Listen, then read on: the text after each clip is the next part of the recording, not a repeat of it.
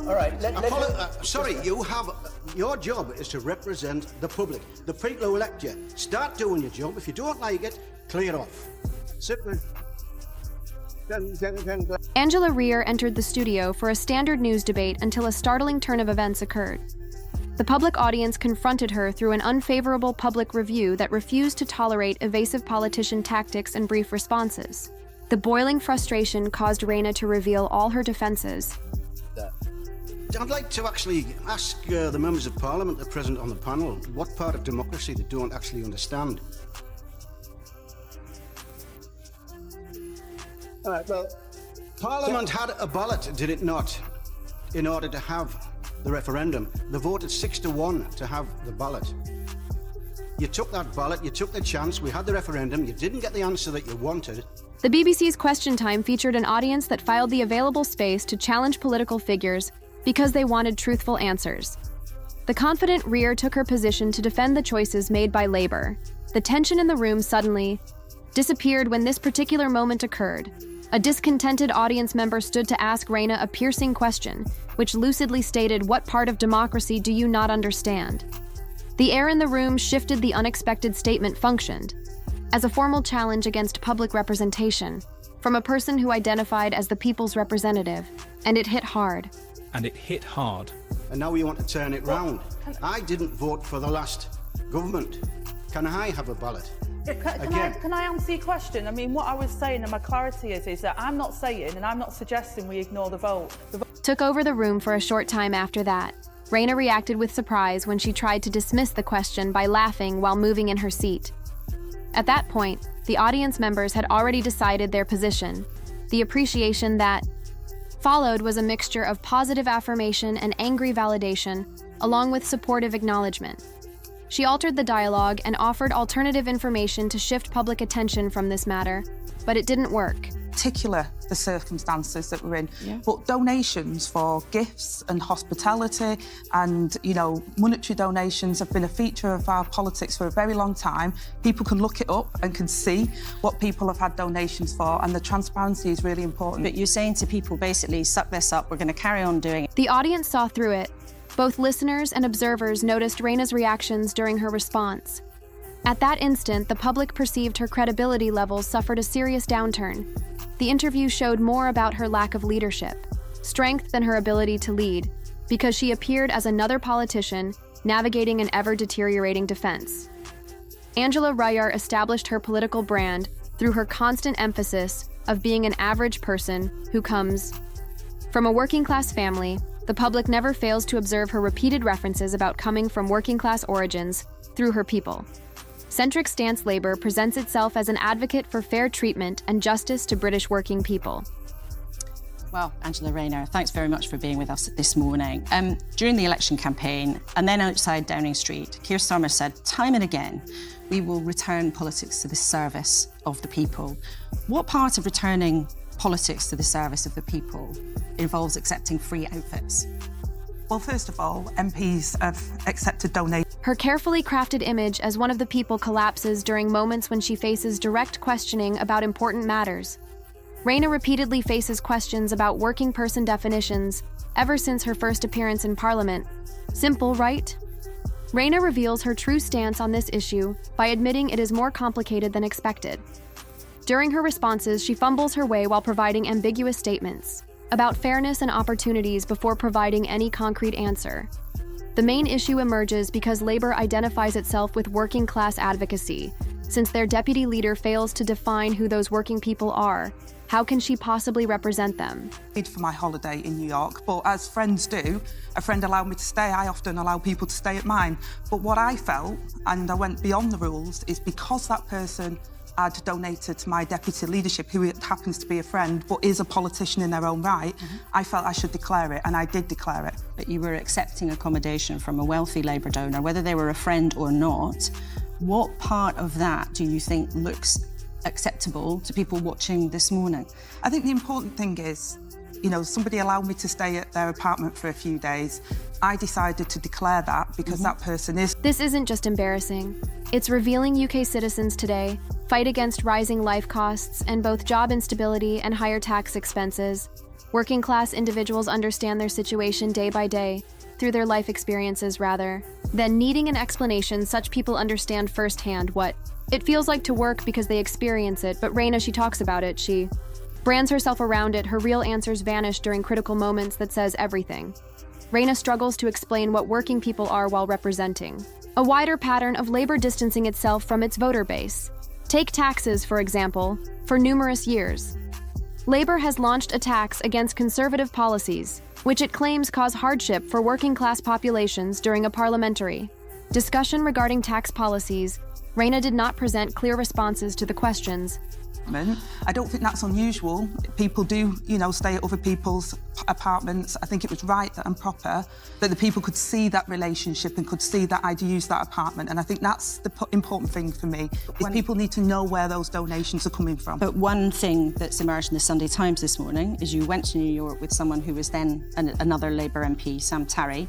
The rules state that this needs to be registered if it was part or all of the visit was paid for by someone else, and you didn't register that. So you weren't transparent about that. Did you break the rules? Well, first of all, I didn't go to New York with another person. That person went to New York and I met up with them, and I met up with a number of friends while I was in New York. It was a personal... He asked directly whether people who run small businesses fit into the category of working people. Rayner's response, confusion, deflection.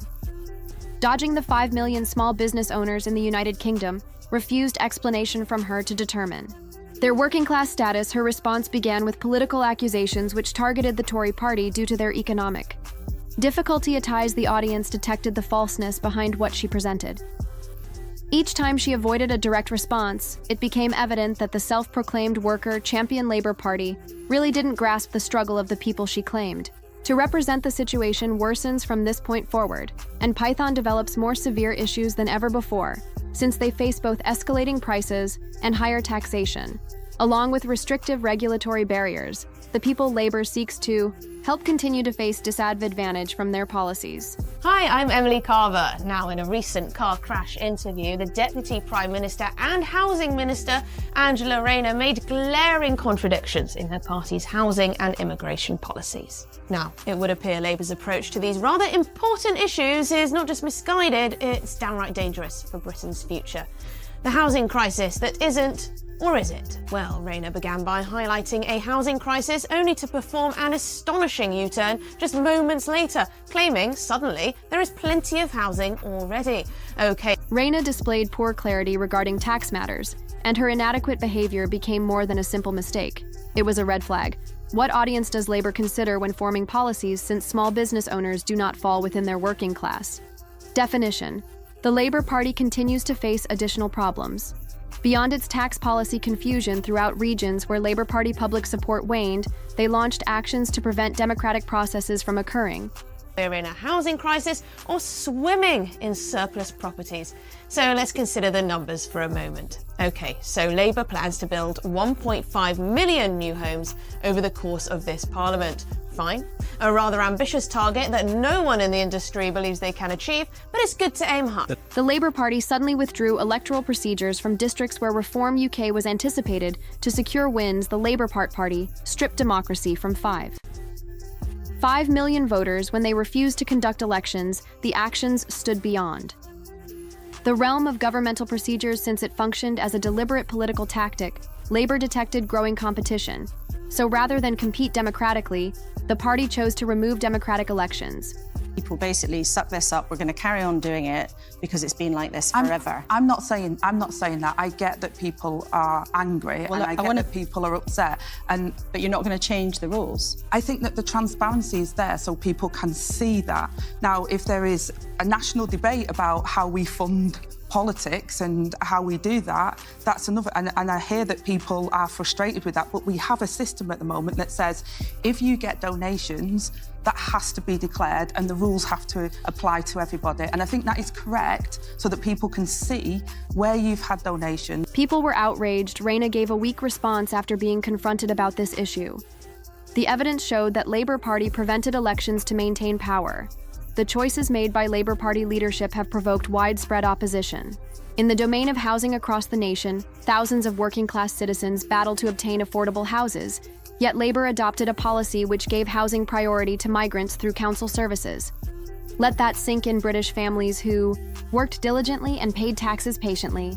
Wait on housing lists while new migrants receive priority to public housing. Keir called you the goody party, and Clive, who was a Labour Party member, said, I find it deeply disappointing that Labour seems no different from the Tories when it comes to freebies. Are we expected to believe that the donors get nothing in return? Lord Ali gave you individually more than 20. The anger was immediate. The outrage was deafening during an interview about this policy. She failed to give any substantial defense. She talked about fairness, she talked about inclusivity, she talked about human rights. British citizens refused to accept the prepared statements politicians provided them. They wanted an answer, and Labour didn't have one.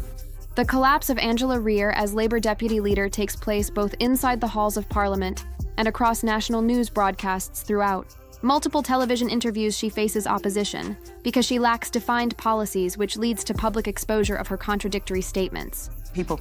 And we'll come However, to a these important feature policies. of our politics at the moment is for me to stand as the deputy leader, and you've seen the leadership contest at the moment in the Conservative Party. They will be getting donations to enable them to continue that work.